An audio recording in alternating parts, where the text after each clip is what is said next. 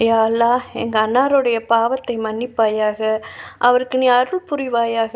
அவரது தவறுகளை அலட்சிப்படுத்துவாயாக. அவர் தங்கும் இடத்தை மதிப்புமிக்கதாக ஆக்குவாயாக. அவர் நுழையும் இடத்தை விசாலமாக்குவாயாக. அவரை நீ தண்ணீராலும் பனிக்கட்டியாலும் ஆலங்கட்டியாலும் கழுவாயாக.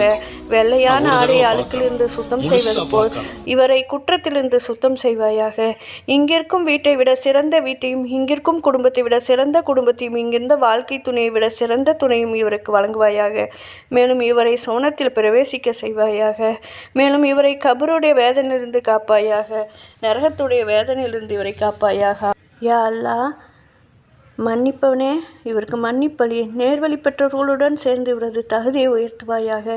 இவர் வெற்றி சென்றவர்களுக்கு நீ பொறுப்பாளியாக ஆக்குவாயாக. அகிலத்தின் அதிபதியை இவரையும் எங்களையும் மன்னிப்பாயாக. இவரது மண்ணறையை விசாலமாக்குவாயாக. அதில் இவருக்கு ஒளிவை ஏற்படுத்துவாயாக. ஆமீன்.